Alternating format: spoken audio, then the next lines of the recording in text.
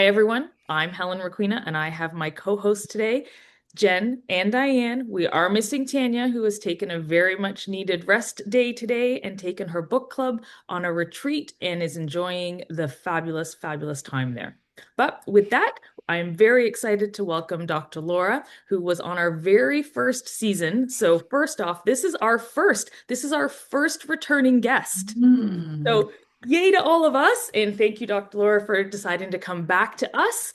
The reason Dr. Laura is here today is to talk about her new book that's coming out. And we wanted to support her in her journey and also learn more about some toxic bosses. So, for those that don't know, Dr. Laura is an organizational psychologist, speaker, and has a new book, as I've mentioned, coming out called I Wish I Had Quit Sooner. She's here to unpack how toxic leadership shows up, why it's so common, how to take your power back when your work starts costing you more than your well being. And hopefully, we can all learn something from Dr. Laura today. So, whether you're a leader trying to build healthier teams or a professional looking to reclaim your confidence, this conversation's for you. Are we ready? Let's get into this. So, Dr. Laura, welcome back, first and foremost. Thank you. It's an honor and a privilege to be here with the three of you and the fourth in spirit.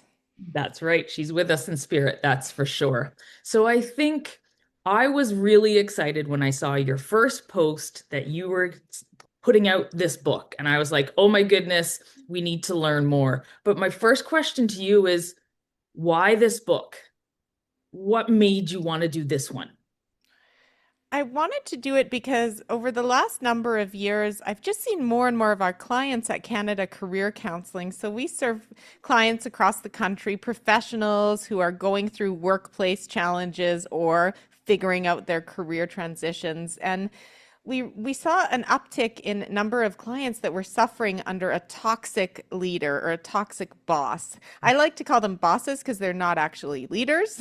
They're in a position of authority and they're abusing that authority. So I am an adjunct professor, so I like doing research on important topics. So this topic came up and I had a research student and said, let's look at toxic leadership. And we started to do research on it and realized there wasn't much going on in North America in the research around the topic.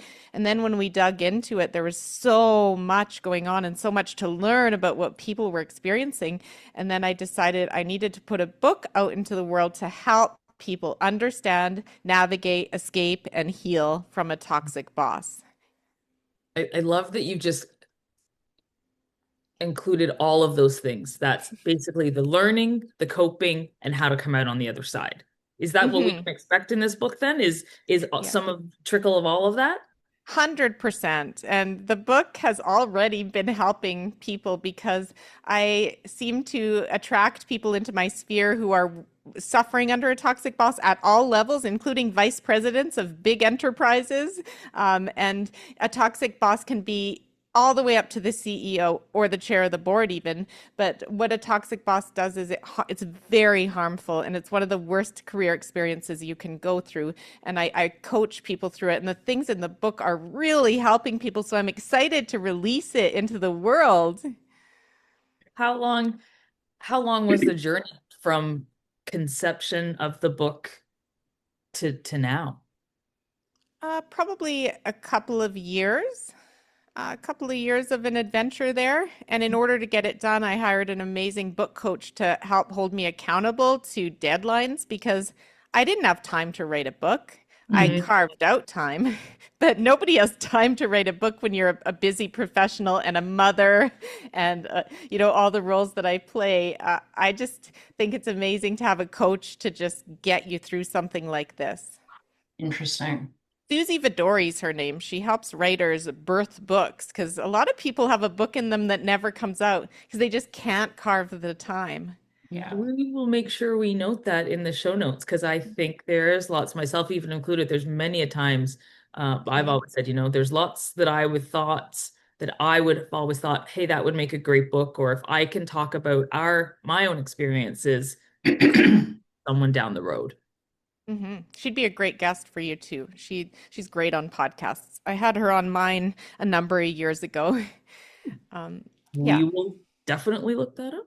maybe we can get into your research and kind of like some of the real world stories that brought this kind of book to life. I'd totally be interested in hearing kind of like the guts of what you were hearing as you went through writing this book, examples that are kind of in the book. Yeah, so if we could just deep dive into those aspects, because I'm sure there's a lot in there. Sure, absolutely. And there's actually so much that I've continued the research. I have another Mhm. three research projects going on, and I have a research partner in Birmingham, Alabama, who's a professor there because I really wanted to do stuff cross-border because we know that lots is going on in the US. There's lots of toxic workplaces there, and there are a number of them up here too. We're not immune either. And I feel like the research just needs to help uh, I guess, shine a light on all this. So what we learned from the research is that toxic bosses are difficult, or sorry, are not difficult bosses. There's a difference between a difficult boss, of which there are many, and it's kept me busy as an organizational psychologist for 25 years. But a Mhm. toxic boss will harm your mental and physical health over time, and they have the intent to harm. So they can't Mhm. develop self-insight. They can't be coached out of it. They're essentially very damaging. It's like an abusive relationship, essentially. Mhm. There's actually a lot of parallels where you end up feeling trapped and they start to erode your confidence, and their behaviors can be either overt, and overt would be the yelling, the bully, they're just right in there and everyone knows they're a bully, or it can be covert, and that's even scarier. So the very manipulative, underhanded, gaslighters are in there. Some forms of narcissism, manipulators that are corrupt, right? So corruption is part of that, but they do so very secretively and under the surface. And those ones are scary too. And so out of all of this came, there's 8 different personas of a toxic boss. And lots of toxic bosses have more than one persona going on. But understanding what you're dealing with, people say, oh my gosh, that's what I'm dealing with. And they can really start to identify, I'm not alone. It's not my fault. There's a way to get out of here, and it's harming my health. When you talk about when you talk about on purpose, or you'd use that word like if we back up, like you use the word like they know they're doing it, or there's you know it's happening on purpose. Maybe can you talk about that versus regular pressure as a leader, and like what like is this, I don't know if you know where I'm going with this. Yeah. Is it immaturity, Or is it intended? dysfunction from a leadership perspective, or is there a difference between that? I haven't learned this as a leader to become, I'm still growing here and I'm impacting other people, or am I set out to just take advantage? I know exactly what I'm doing, that type of thing. Not saying there's a free pass in any category there. No, I'm just, you're right, Jen. You're right. And so I guess on purpose is kind of a tricky way of describing it because mm, I mean, a lot of this stems from unhealed trauma. So they have had trauma in their life, likely in their childhood of some sort that was unresolved. And then it leads to things like narcissistic behaviors and personality disorders and all these dishonest behaviors. So it comes from that. But I think the thing with them is they don't have self-insight and they're not mm, willing to look within, take any accountability, take any ownership, which is the only way we can grow as leaders. So yeah. whether or not they're doing it on purpose or subconsciously, okay, they're causing harm and Mhm. they're not willing to look within, shine a light and grow. And Yeah. that's the difference. Yeah. Can Okay, I that's a ask? good, yeah, that's a totally good difference. Sorry, Di, go ahead. I was gonna say, I love that you asked that because I've been sitting here thinking about, okay, I want to read this book, but not so much because I feel like I'm in a toxic Hmm. leadership perspective, but am I portraying any of it to people that I lead? And I start worrying, where like I don't think I'm mean to anybody, but I'm like, oh my gosh, am I doing any of those traits. Like I think about it internally, Yeah. but the way you Yeah. just kind of framed it in a growth leadership mindset, maybe you're under pressure, or maybe you're something Hmm. wrong, you're not like a Yeah. So you raise a really good point, Diane, in that we're all under pressure as leaders. The fact that you're asking that, am I showing any toxic leadership Mhm. behavior, means you're not, because a toxic boss will never ask that.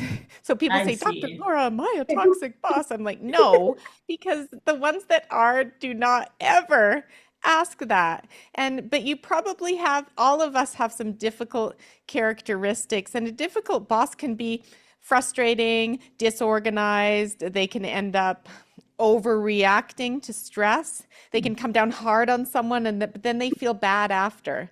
They say, Yeah. I'm so sorry, Helen. I was under so much stress yesterday. I apologize. I just came Yeah. across too harsh, right? Yeah. That's the difference. Yeah. I think when you Yeah. were speaking and the girls were asking those questions, where I was thinking was remembering that sometimes there's a difference between a bad day and Yes. a continuous bad behavior or toxic Yeah. behavior. Mhm. Hmm. Well, and this is true for relationships of any, your Absolutely. partner relationships. It's the same thing in parenting relationships. I mean, how many times have we heard the same thing about parenting, right? It's one thing to lose your cool and overreact. It's quite another thing if that just gets brushed under the rug and never talked about, never apologized, never taking accountability that, I wasn't my best here today and I want you to know that that's not okay, right? Um, those are different. That's different. Yeah. So I think that explanation is good. How have you is did any of like the research and the work, how has remote work um impacted all of this for better or for worse, actually? Bit of both for sure. I think that remote work doesn't fix the issue for sure. Toxic Mhm. boss behaviors continue online. Yeah. Microaggressions, eroding someone's self-confidence. I've had lots of research participants who have that done to them online. I guess the benefit of remote work is it puts more of a physical barrier. So it allows you some of the distance and the better boundaries than you would have in the office, because toxic bosses in the office can just hover over you, interrupt. It's just that physical energy in your space can be harder for sure. So if you are suffering from a toxic boss, it's ideal if you can at least work some of the time remotely just to have that space. Yeah, Yeah. that's true too. Interesting. Interesting. So then when you're speaking to, professionals that you have when you're talking in your practice and they feel that feeling of stuck, but they're not, either they're afraid to quit, they're afraid of change, they're unable to, think they'll thrive somewhere else or that they're worthy of Mm. making that shift, I guess. Like what do you suggest as the first step for them? Diane, that's a great question. So it's tough because the longer you stay under a toxic boss, the more exhausted you get, because toxic bosses lead to burnout over time. So you start to be depleted physically, mentally, emotionally. You no longer have the energy to see your friends or to exercise, and then you might get more into the wine, the drinks, just to numb the senses, and then the sleep suffers. And it just is this slippery slope. And to look for another job and to network, you need to have some energy, Yeah. especially when you're working full time. So I always coach them first in terms of, do you want to get out, right? And a lot of times they feel trapped. And I say, well, what about setting a GR date, which is called a good riddance date in my book, and setting that date, that's the date at which I'm no longer going to be here, but that date might be a ways out. And what things are we going to put in place? The little things you can do each week to get your health back and to get the energy to start networking. And we know that networking is the number one way to find a new job. Yeah. Yeah, Yeah. agree with that. As I was listening to that path, and it's like I had a friend of mine, close friend, who was pretty high up in an organization in Edmonton, and just watching her erode like that, step by step by step, and over like a period of probably 2 years. And then like the road back to that. I mean, she ended up leaving and moving to Ireland and, you know, like complete 180 or, 360, sorry, coming back to herself. And she's great, good now. But yeah, like it was just, and recognizing those patterns between something that is difficult versus something that is just full blown toxic, right? Mm-hmm. Mm-hmm. Yeah, it's important to realize the difference and to know what you're up against is the first step, and to know that it's harming your health.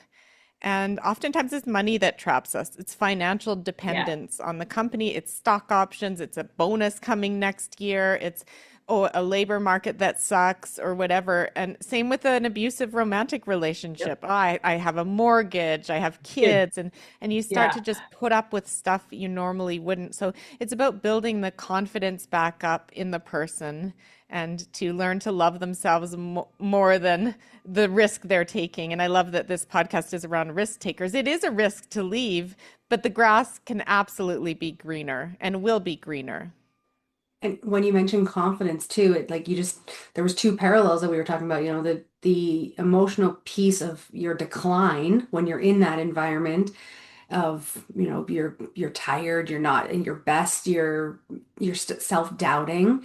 And then when you want to start networking, you're not putting your best self maybe out there at that time. Mhm. You have to shine in those networking Mhm. moments and in Yeah, a time when you're at your worst or feeling like you're worst. Like it's a really hard you don't balance. you don't Yeah. have the motivation and you don't have the self-esteem or confidence that you used to. Yeah. So, yeah, that's the tricky part. So, I have lots of suggestions around that in the book. I have a whole chapter on creating a winning exit plan, and part of the winning exit plan is putting all those things into place for your wellness too. Yeah. Yeah. And sorry, Jen, I think, you know, one of the things is how do you get someone to, get to that hurdle or they're at that hurdle or that door to go, okay, I've identified this, right? How do you get them to take on that self-advocacy point and go, okay, I am doing this for me? Do you think there's a moment that like a shattering moment that's like, okay, yep, there's that aha moment, to quote Oprah? Yeah, I think they hit a low point, right? That something happens and they reach their breaking point with it. Sometimes that's when they'll reach out to me to work with me as a coach. Uh, s- and the sad thing is sometimes it ends up in a medical leave, and that's when they get help, right? Or they're let go. I have a whole chapter on, so the toxic boss decides for you, right? And all of a sudden you're let go, and the shock and the betrayal and all those things, and how to get through that. But in the end, it's a gift with a nice shiny red bow. You've been given your freedom, but at the time it feels like anything but. Yeah. Yeah. Well, what are some ways that you tell people that they can, like, tips for how to heal once they actually get out of that toxic environment? Like Yeah. once, whether it's for them or done by them.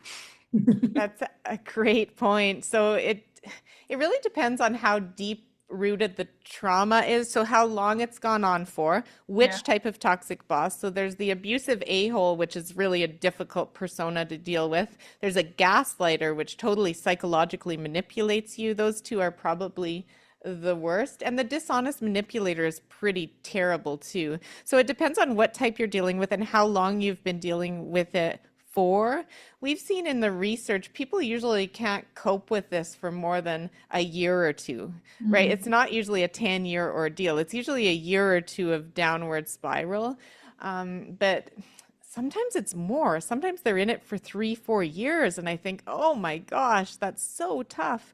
And then we have different things that the person can do, ranging from different types of therapies, talk therapies, but also somatic therapies, trauma-informed therapies, working with a coach, right? Or things like wellness, exercise, eating, nutrition, connection in the community, putting yourself out in the community again as a volunteer, getting yourself out there, knowing that you have skills and you are valuable as a human being. So there's lots of things in the book. I mean, I have a whole buffet of healing things. It's called Your Recovery Buffet, and the starters are self-care practices. And I have about, loads of those, like 10 of those. And then I have the main courses, which are deeper healing treatments. And then I have the desserts, which are growth and confidence building. So once you get to a state of being able to stand up again, then you can focus on regrowing your confidence and personal development. Helping others who might be going through a toxic boss is a great way to do that too. And how do you build the trust again of a future leader? That I don't know if that Ooh, that's a think, good one. It's would you brutally hard, but I have a whole chapter on it. okay. You're telling me the whole book. So the chapter on that is uh, Never Again, the warning signs of toxic bosses. And I have all the way from the hiring, the recruitment, the promotion. What are the warning signs of a toxic boss? I have a whole section on trusting your intuition, Love word it. on the street, doing your homework online. There's just a whole bunch of things you can do to minimize the chances. But I always say there's always a risk, right? Because you can take a job and then the boss gets transferred, a new one comes in and they're Yeah. toxic. However, this time you're going to know way faster the warning signs Yeah. and you're going to get yourself the heck out of that quickly. And I've seen that too in some of our research. What, Yeah. what about, and it kind of goes back to the beginning of all of our discussions is, you've mentioned the toxic boss that you've had for, a couple of years and it's been happening. But what if they started out as the best boss ever? And then One of some, them. something along the line, has changed them. Maybe they also are going through something, who knows? But is there ways to deal with that differently, do you think, or it still impacts you the same way? I think it can be even more jolting and shocking. I, I really, so the best boss ever, all the way to the toxic, usually doesn't happen quite that way. However, with most toxic bosses, there's a honeymoon phase of the first couple of months or the first 3 months. It's great. Like Yeah. they're great to work for. You're excited. And they oftentimes court you. They'll say, gosh, I really want you on the team, Jen. I think you're just awesome. And they'll just butter Jen up and she'll come to work for them. She feels so good about herself. And there's this positive honeymoon. And then it starts to go downhill, just like a romantic relationship. Exactly. And then so I see that phenomenon a lot. And it's really hard because it's almost like you've been duped. Yeah. I Catfish. think, sorry, go ahead, Helen. I said you've been catfished. Yeah, it's so interesting, the parallels to a romantic relationship, right? And even I find sometimes you can, if you can kind of recognize this in yourself or your friends or your family or whatever, where they're almost defending, right? So if you're talking about this with your friends or whoever, and if you kind of go in to jump in with some sort of you should do this or you should, or what have you, there's almost like this instant defense. In the same way, when it's, you're talking about the challenges of your relationship or something, right? It's like this, and so wait a second, I can talk bad about this, but you can't talk bad about this. Right? So Exactly. very Yeah. interesting parallels there. And the toxic boss can break down relationships at home too, right? So you come at home, you're always venting about the toxic boss, and your spouse is saying, just quit, right? No, I have determination. I have loyalty to the company. It's been a good company. I don't want to leave the company. Yeah. And then the spouse gets really frustrated. Yeah. And I've seen that kind of cause a lot of relationship problems over time. Yeah, Yeah, I could see. exactly. Very interesting. But I agree with you, Jen. The whole time when you were talking about Dr. Laura about the similarities and your buffet of things and recognizing it, I was thinking the same thing from a relationship, dating life, all of those things. It's crazy to think of how it crosses over, right? It So really someone does. could read Yeah. this book and not do it from a job perspective, or you could give this book as a suggestive reading to maybe someone in your life that is going through something personally. And Yeah. and maybe there's some things in there, nuggets and tidbits, I'm sure, that can help them identify and help them heal, to your Yeah. point. I think so. And I think for anyone considering a career transition, there's a lot of things in this book for that, because it's about getting in the driver's seat of your career and the things that you do to move your career forward, which applies to just about Wow. everyone, even if you haven't had a toxic boss. Yeah, I agree. Do And you HR should read this book too. I mean, Yeah. HR needs to be aware Yes. of all of this, and actually, they're caught in the middle of it quite often, and it's brutally hard on HR to try and navigate this, especially if they don't have the power and authority to do something about it. If the toxic Mm. leadership is above them on the org chart. Well, I have said and had this idea floating around in my head that there almost needs to be someone between HR and leaders to their frontline staff, Mhm. because your frontline staff do not want to go to their leader or HR sometimes to talk about maybe something that's happened in a toxic boss, or even some of their own personal problems sometimes, even though that's what HR is there for. Mhm. They just, employees have always like, no, I'll wait, I'll hold it back. So if there was someone in between there, maybe, and now it's maybe this book, or we look to help provide HR with some additional tips and Mhm. tricks Mhm. and tools that they can use. Absolutely. And encourage whistleblowing. I'm speaking at a whistleblowing conference, and the whole ombudsperson concept of someone that you can go to file a serious issue and that it'll be heard and you won't be retaliated against. That's what Right? this Yeah. whole conference is about. Love that. Yeah, hallelujah. That's Right? perfect, It's right? so, especially as I said, in today's corporate world, and I think about, the frontline staff that aren't as confident as some of the leaders that they roll up into, and they don't want to go to them because they don't want to be seen as weak or complaining or Mhm. in any way blacklisted, right? And that's awful that those are the words that they might be thinking, but it's the Mhm. truth in some Well, and ways. if you're already in a distrustful space, especially the larger the organization is, there's also all of these toxic politics in these larger organizations as well, where it's like, well, who can I trust, right? Um, I've seen that too over the years where someone says, I thought these people were in my camp, you know, 2 years later they're not, and I'm getting, fired, like you said, or whatever that looks like, right? So yeah, I definitely think that chain of command. I had a Mhm. question. I know it's not on the list, but I wanted to throw it out there.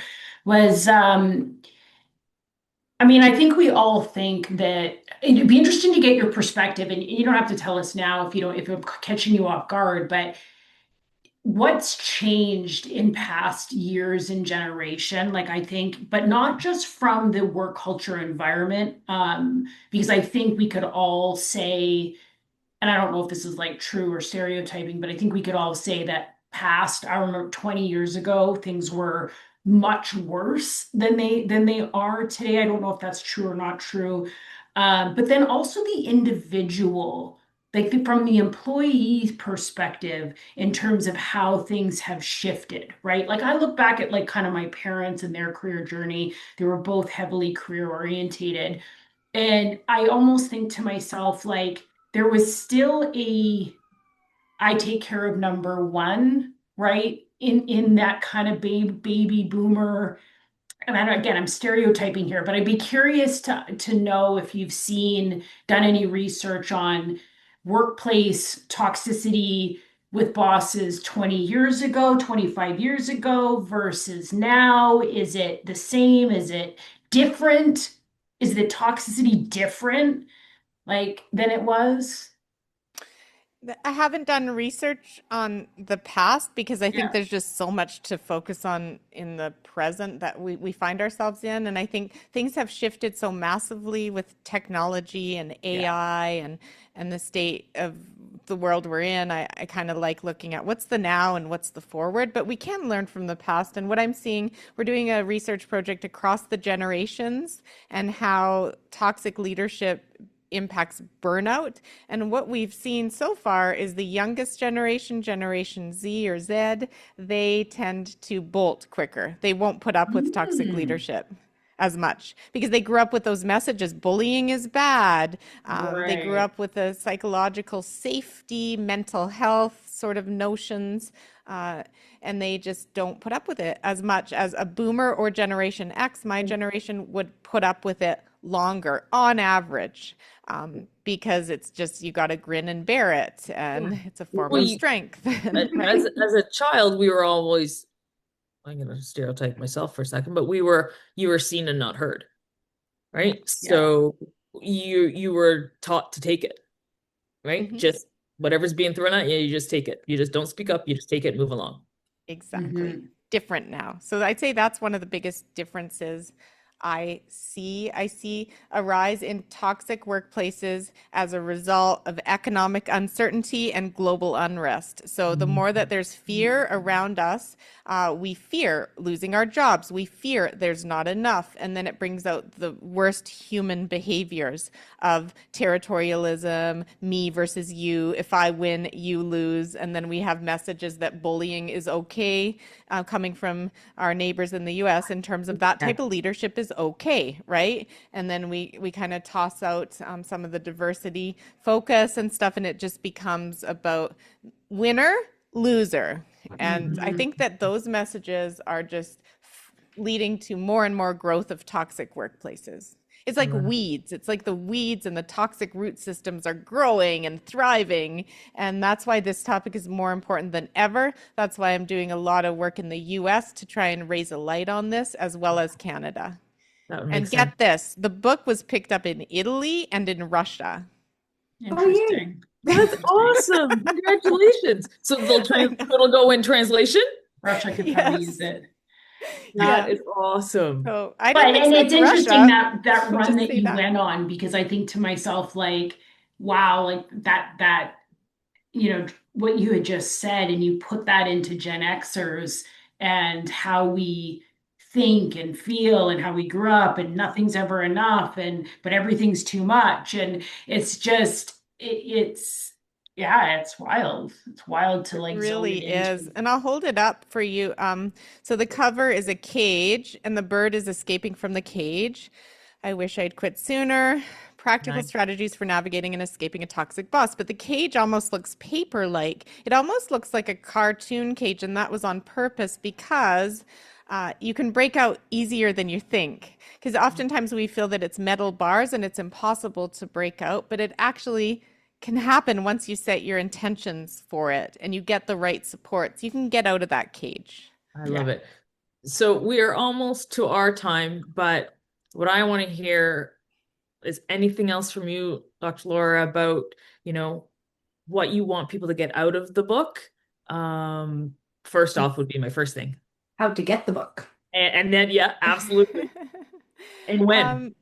That's a great question. So I'm hoping that it helps as many people as possible to get through this and to heal and recover across industries, across ages, and across countries. So it's going to be picked up in other countries, hopefully. And it's a global phenomenon. I know that.